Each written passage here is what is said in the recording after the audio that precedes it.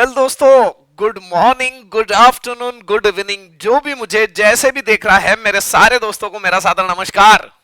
कैसे हो मित्रों? एकदम झकास, फर्स्ट क्लास, एक नंबर, टकाटक। मैं बता दूं, मैं भी एकदम मस्त हूं, फर्स्ट क्लास हूं, झकास हूं। चलो, आज का लेक्चर जो रहेगा ये थोड़ा छोटा लेक्चर रहेगा। इसमें मैं एक ही प्रॉब्लम देखूंगा, बिकॉज इसका रीजन ऐसा है कि नेक्स्ट लेक्चर के अंदर, अगले लेक्चर के अंदर जो है 3 मशीन का प्रॉब्लम रहेगा, 3 मशीन्स का।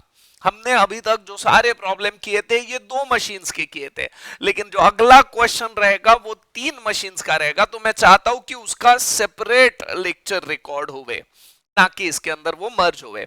ठीक है, तो हम लोग शुरुआत करते हैं एग्जाम्पल नंबर 5 से। एग्जाम्पल नंबर 4 तक हम लोग प्रीवियस लेक्चर्स में देख चुके हैं। अभी जो देखने वाले हैं वो एग्जाम्पल नंबर 5 देखेंगे।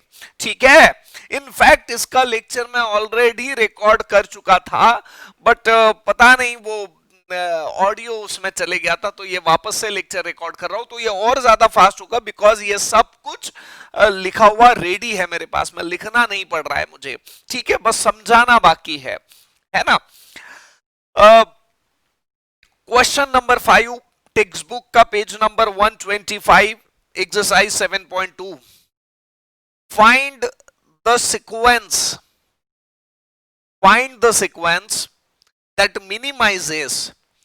सीक्वेंस बताइए जो मिनिमाइज कर रहा है टोटल इलैप्स टाइम। वो सीक्वेंस बताइएगा जो मिनिमाइज कर रहा है total elapse time to complete following jobs in the order of A B, यानी मशीन ए पे पहले प्रोसेस होगा और मशीन बी पे बाद में प्रोसेस होगा। Find total elapse time and idle time. दोनों मशीन्स के पे टोटल समय कितना लग रहा है और दोनों मशीन्स के आइडल टाइम, यानी कितना हर एक मशीन खाली रह रही है। ठीक है, वापस दोस्तों प्रोसीजर तो वो की वही है, वैसा का वैसा ही है। हमने ऑलरेडी कुछ प्रॉब्लम देख चुके हैं और मैं आशा करता हूं कि आपको कंसेप्ट्स भी बहुत अच्छे से समझ में आ रहे हैं, और आएंगे क्यों नहीं, क्योंकि आप तो एकदम ब्रिलियंट हो, एकदम झकास हो, तो समझ में तो आपको पक्का आ रहे हैं। चलो, तो ये क्वेश्चन हम लोगों ने ऑलरेडी लिख लिया है। मशीन ए और मशीन बी 7, 16, 19, 10, 14, 15, 5, ये टाइम जो है यहाँ पे हमें दिया हुआ नहीं है क्वेश्चन में कि मिनट्स में है या आवर्स में है या डेज में है। ऐसा बिल्कुल भी कुछ भी दिया हुआ नहीं है यहाँ पे। इसी वजह से हम लोग यूनिट बोलेंगे आगे। जब भी मैं प्रोनाउंस करूंगा इसको, ना मैं मिनट बोलूंगा, ना आवर्स बोलूंगा, ना डेज बोलूंगा, मैं इसको यूनिट्स में बोलूंगा, टाइम इन यूनिट।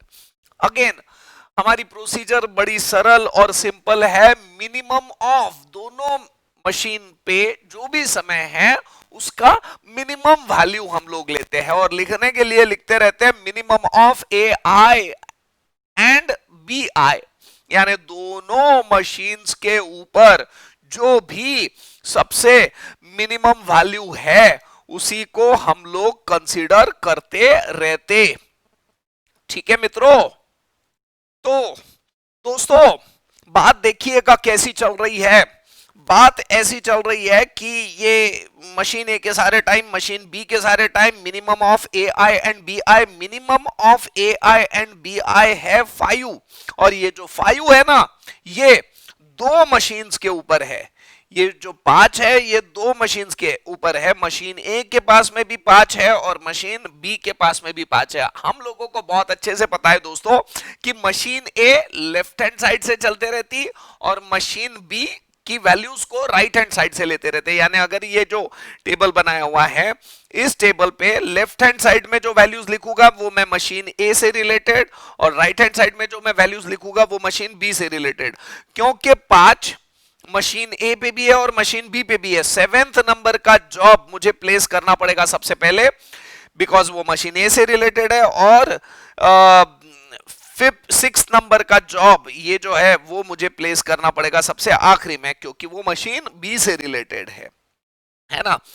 अब अगर ये दो जॉब 6 और 7 कम हो जाते हैं तो हमारा क्वेश्चन 5 मशीन्स का बन जाता है। द प्रॉब्लम, इसी के लिए हम लोगों ने लिख दिया है, the problem is now reduce to 5 jobs, और 6 और 7 चले गया तो 1 से लेके 5 तक 1 2 3 4 5, ठीक है, ऐसे 5 जॉब्स है। Minimum of A I and B I, 1 से लेके 5 तक minimum of A I and B I में अब क्या बचता है, ये दोनों छोड़ दीजिए, इन दोनों को हम कंसीडर नहीं करेंगे, है ना। इन दोनों को 2 मिनट के लिए मैं निकाल देता हूं। इन दोनों को अगर हमने छोड़ दिया तो इन 5 में सबसे मिनिमम वैल्यू जो है वो है 7, ठीक है। और ये जो 7 वैल्यू है ये करस्पॉन्ड कर रही है, कैसे करस्पॉन्ड कर रही है ये 7 वैल्यू, मशीन ए से और जॉब 1 से। It corresponds to job 1 and machine A, है ना। यानी मशीन ए से है तो आप ही बताएं, आप ही को सोचने का है कि मैं लेफ्ट हैंड साइड से लूं या राइट हैंड साइड से लूं। सर आपको लेफ्ट हैंड साइड से लेना पड़ेगा सर, बिकॉज ये मशीन ए से रिलेटेड है। यानी मशीन ए पे हमने ऑलरेडी 7 जॉब प्रोसेस किया था, अब हम मशीन ए पे, है ना, 7 के बाद में पहला जॉब भी प्रोसेस करेंगे। यानी ऑर्डर जो हमको मिल रहा है 7 और 1, ठीक है। अगेन हमारे 1 2 3 4 जॉब अभी बाकी है, पिक्चर अभी बाकी है। तो problem is now reduce to 4 job, है ना। इसमें 1 को भी छोड़ दो, 1 को भी छोड़ दिया, और 6 7 को तो पहले ही हम छोड़ चुके थे, तो अब हमारे पास में सिर्फ 4 बचे हुए हैं, 2 3 4 और 5। The problem is now reduce to 2 3 4 and 5। ये हम नेक्स्ट स्लाइड पे देखेंगे, उससे पहले मैं ये जो क्रॉस मैंने किया वो निकाल देता हूं, क्योंकि आपके स्लाइड में क्रॉस दिखेगा तो अच्छा नहीं लगेगा, है ना। अब ये प्रॉब्लम 4 जॉब में रिड्यूस हो रहा है, 2 3 4 5 वैल्यूज ऑलरेडी यहां लिखे हुए हैं। अब minimum of A I and B I 10, बड़ी जबरदस्त बात यहां पे है, minimum of A I and B I 10 है, वो एक ही जॉब से रिलेट कर रहा है, जॉब 4। सर अब हमें क्वेश्चन है, बताएं सर, हम ये जॉब 4 को लेफ्ट हैंड साइड से लेवे या राइट हैंड साइड से लेवे, हम इस जॉब 4 को मशीन ए पे प्रोसेस करें या मशीन बी पे प्रोसेस करें। तो आपके पास में खुला ऑफर है, आप कुछ भी कर सकते हो, अब कंट्रोल आपके हाथ में है।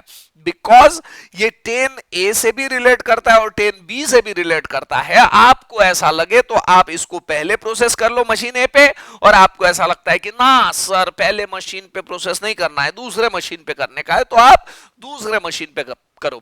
Because as per method we are exactly correct. Method ने बस इतना ही बोला हुआ है कि लेफ्ट हैंड साइड से, यानी अगर मिनिमम वैल्यू मशीन ए की है तो फर्स्ट साइड से लो स्टार्टिंग के पॉइंट से, और मिनिमम वैल्यू अगर मशीन बी से रिलेटेड है तो राइट हैंड साइड से लो, ठीक है, आखिरी से। बस इतना ही। लेकिन आपका फाइनल आंसर बिल्कुल सही रहेगा, ऑर्डर एकदम सीक्वेंस सही रहेगा, उस सीक्वेंस से आप टोटल मिनिमम इलैप्स टाइम निकालोगे, चाहे आपने लेफ्ट में लिया और फिर टोटल इलैप्स टाइम निकाला, या आपने राइट में लिया मशीन बी से प्रोसेस किया और फिर मिनिमम इलैप्स टाइम लिया, तो दोनों केस में मिनिमम इलैप्स टाइम सेम निकलेगा, बिल्कुल फर्क नहीं पड़ेगा। वैसी ये मेथड ऑलरेडी टेस्टेड वेरीफाइड है, ठीक है। तो हम लोगों ने ये 4th जॉब जो है कोई भी साइड से ले सकते हैं, आप राइट हैंड साइड से भी ले सकते हैं, मशीन बी से या मशीन ए से। हमने इसको मशीन ए के साइड से लिया हुआ है, ठीक है। अब हमारे पास में 3 जॉब्स खाली है, 4 भी चले गए, यानी 2 3 और 5। The problem is now reduce to 3 jobs, 2 3 and 5, ठीक है। 2 3 और 5 में मिनिमम वैल्यू आप ही बताएं सर। 2 3 5 में मिनिमम वैल्यू है 14, और खास बात सर ये 14 की वैल्यू तीनों जॉब्स में मौजूद है ना, तो हमें कोई दिक्कत नहीं है। ये प्रॉब्लम वैसे बहुत जबरदस्त है, इसमें क्या हो रहा है, रिपीट हो रही है बहुत वैल्यूज, तो इसमें कंफ्यूजन बढ़ता है, हमको सॉल्व करने में हमारा कॉन्फिडेंस कम होते रहता। बट आपको बिल्कुल लूज करने की जरूरत नहीं है, कॉन्फिडेंस चीजों को बराबर समझ लेने का है, फिर ये बिल्कुल भी कोई खास बात नहीं है। तो minimum of A I B I ये आ गया 14, और ये करस्पॉन्ड कर रहा है machine B job 2 machine B job 3 and machine A job 5. It corresponds to machine A job 5, machine B job 2 और machine B job 3 इन सबसे रिलेटेड है। तो हम इसमें मशीन ए पहले, मशीन ए यानी क्या है 14 यानी जॉब 5 इसको लेना पड़ेगा पहले, इसके बाद में, और इन दोनों में से कोई भी आखिरी लो, जॉब 2 या जॉब 3 कोई भी इसके पहले ले लो, 6 के पहले जॉब 2 लिया हमने, जरूरी नहीं है जॉब 2, आप जॉब 3 भी लोगे तो भी कोई फर्क पड़ने वाला नहीं है, हमने जॉब 2 लिया हुआ है, ठीक है। तो ये हो गया हमारा ऑप्टिमल सीक्वेंस। 7th जॉब सबसे पहले प्रोसेस करेंगे, फिर पहला, फिर चौथा, फिर पांचवा, फिर तीसरा, फिर दूसरा और फिर छठा। ये हमारा निकल गया सीक्वेंस। ये सीक्वेंस आपका सीक्वेंस अलग भी रह सकता है, जहां जहां सिमिलर, ये 14 सिमिलर आ गया तो यहां आपका सीक्वेंस अलग आ सकता है ना।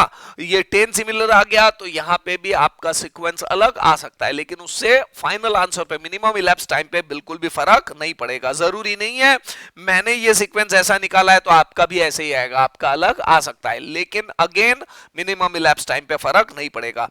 ऑर्डर हमारा पूरी तरह से निकल गया मित्रों। अब बारी काहे की है, मिनिमम इलैप्स टाइम। ये क्योंकि ये लेक्चर ऑलरेडी पढ़ा चुका था तो ये सारी चीजें बनी थी, तो थोड़ा सा और ज्यादा फास्ट हो रहा है, ठीक है। आप लोगों को जब लिखना है तो आप वीडियो को पॉज करके बराबर लिख लीजिएगा, ठीक है। बट आपको चीजें बहुत अच्छे से समझ में आ रही होगी, ऐसी आशा करता हूं, क्योंकि ऑलरेडी ऐसे हम लोगों ने बहुत सारे प्रॉब्लम देख लिए थे, है ना। Minimum elapsed time can be computed as follows. Job 7 1 4 5 3 2 6, ये हमने ये ऑर्डर यहीं से लिया हुआ है, हमने बिल्कुल भी ज्यादा दिमाग इसमें नहीं लगाया है। मशीन ए, मशीन बी, इन और आउट, इन और आउट, ये पूरा फॉर्मेट हमने बना दिया। फॉर्मेट बनाने में काफी समय जाता है, जो कि हमारा बच गया है बिकॉज ऑलरेडी फॉर्मेट बना हुआ था। अब 0th आवर पे हम लोग ओरिजिनल क्वेश्चन के तरफ देखते हैं। ओरिजिनल क्वेश्चन जो बुक में है, बिल्कुल बुक को सामने रखिएगा, तब ही आपको समझ में आएगा मित्रों। तो ओरिजिनल बुक अगर आपके सामने है और 0th आवर पे हमने काम शुरू किया हुआ है, दोनों के दोनों मशीन हम लेके आ गए वहां पे और प्रोसेसिंग शुरू कर दिया। 0th आवर पे काम शुरू कर रहे हैं, तो 7th जॉब सबसे पहले हम लोगों को करने का है। 7th जॉब का समय देखिए क्वेश्चन में कितना दिया हुआ है, 5 यूनिट्स। तो 5 यूनिट पे ये आउट होगा, है ना। 5 यूनिट का समय लग रहा है 7 जॉब को प्रोसेस करने के लिए, तो अब ये 5 यूनिट्स पर आउट होगा और अगले मशीन में जाएगा, और अगले मशीन पे 5 यूनिट पे अंदर जाने के बाद में अगले मशीन में 7 यूनिट्स का समय लग रहा है। 5 और 7 12 यूनिट पे ये मशीन बी से आउट हो रहा। लेकिन अब इसमें खास बात देखिएगा, ये मशीन बी जो है ना, पहले 5 यूनिट खाली पीली बैठी थी। मशीन बी जो है ना, पहले 5 यूनिट खाली पीली बैठी थी, तो ये 5 यूनिट्स का उसका क्या है, आइडल टाइम। समझ में आ रहा है ना मित्रों। अब बात करते हैं आगे, है ना।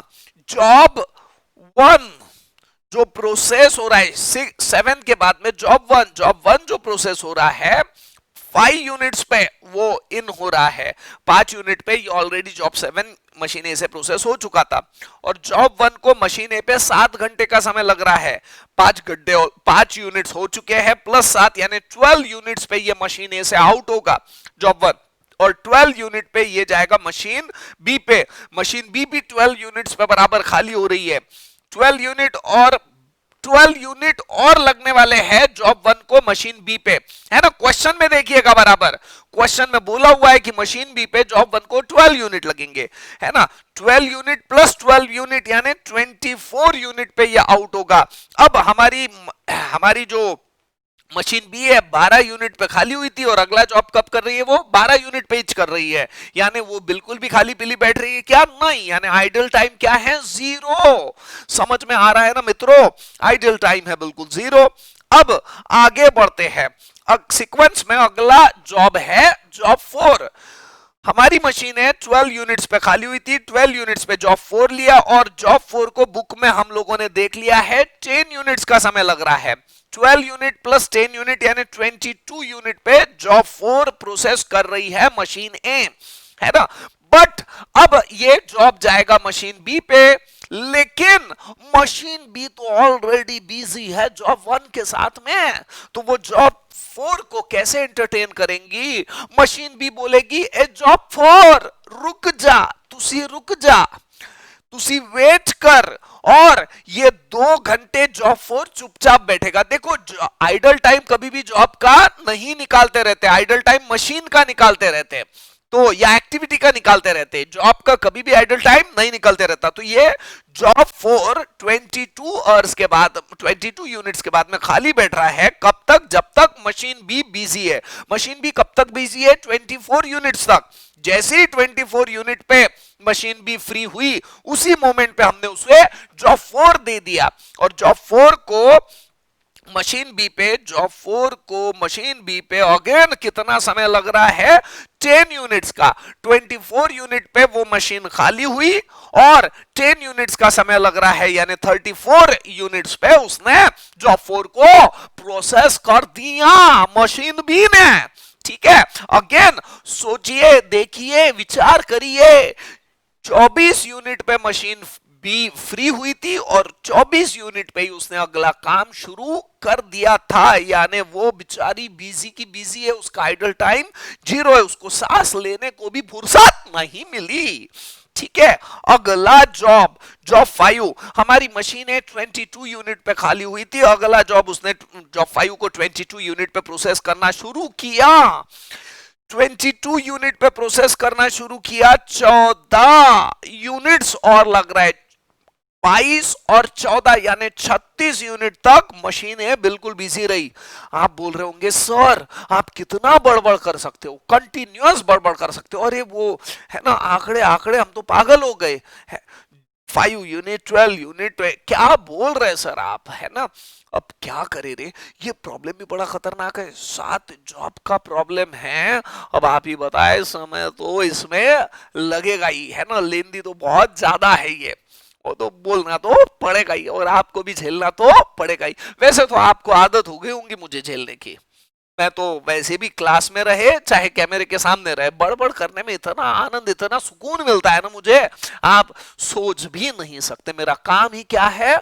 बड़बड़ करने का। सोचो कोई बड़बड़ करके यानी एंटरटेन, जाने दो, अब मैं थोड़ा सा रोक लेता हूँ, अपनी क्लास ले रहे हैं, आप भी ऐसा है मुझे इधर उधर की बातें करने के लिए लगा देते हो और मैं भी फिर शुरू हो जाता हूं। चलो मित्रों, ये जॉब 5 प्रोसेस करने का है, जॉब ए 22 यूनिट पे फ्री हो गया था, मशीन ए ने जॉब 4 को 22 यूनिट पे प्रोसेस कर लिया था। अब जॉब 5 को 14 यूनिट्स लग रहे हैं, यानी 36 यूनिट पे मशीन ए फ्री हुई।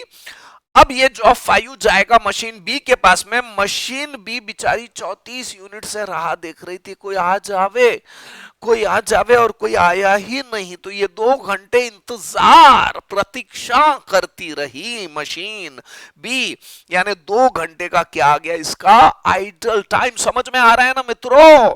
और जॉब 5 को 16 घंटे लगे मशीन बी पे प्रोसेस होने के लिए, 36 और 16 यानी 52 आवर्स का समय इसको लग गया है।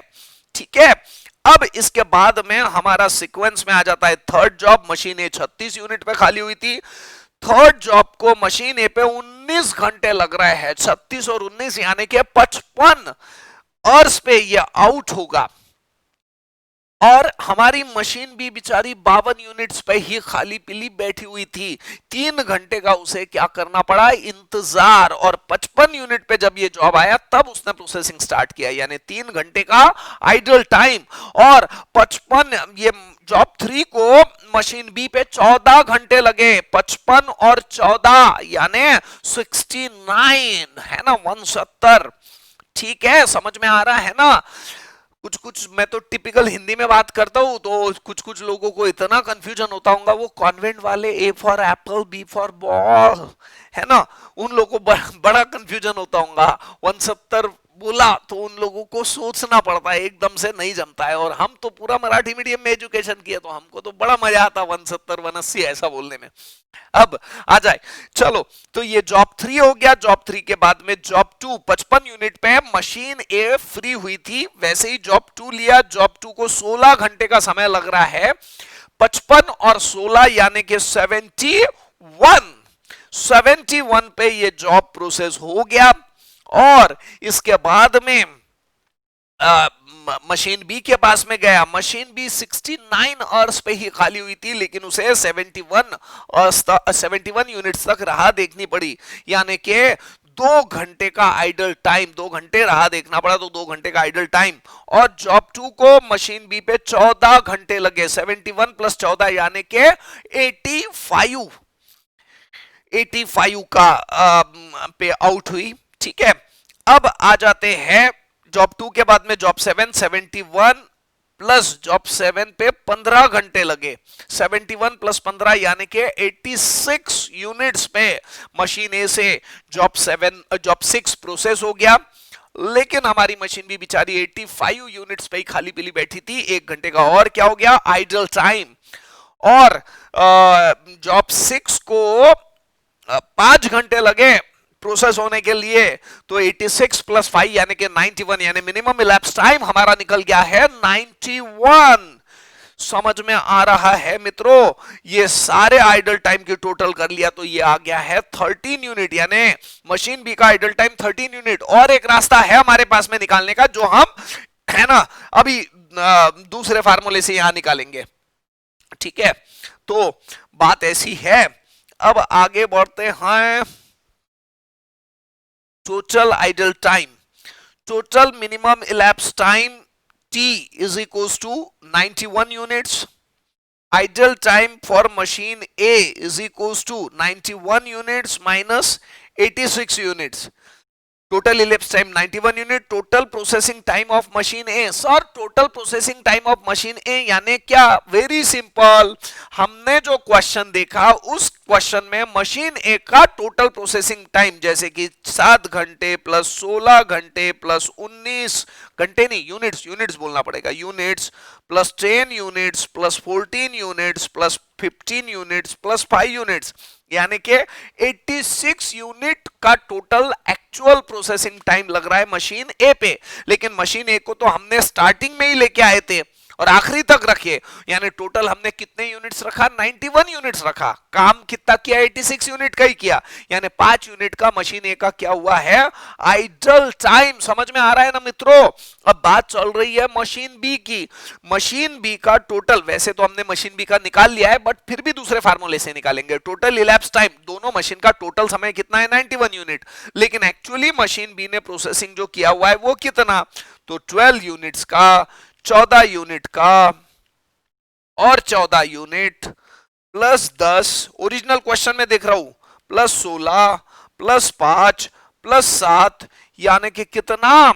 78 यूनिट का ही प्रोसेसिंग किया हुआ है। और मशीन को कब तक रखना पड़ा? 91 यूनिट तक, यानी 13 यूनिट का मशीन बी का क्या है? Idle time. देखिए दोस्तों, फटाफट हमने इस क्वेश्चन को खत्म कर लिया। आपको जब भी ये लिखने का काम पड़े तो ये थोड़ा फास्ट हो गया है अभी, बिकॉज ये ऑलरेडी मेरे पास में इस फॉर्मेट में लिखा हुआ था। तो अब आपको लिखने में दिक्कत जा सकती है, थोड़ा फास्ट हो सकता है, तो आप लेक्चर को पॉज करो या बार बार देख के सारे कंसेप्ट क्लियर कर लो। ठीक है मित्रों? Thank you very much. मैं अपनी क्लास यहीं पे रोकता हूं। ठीक है, okay, thank you, bye, see you.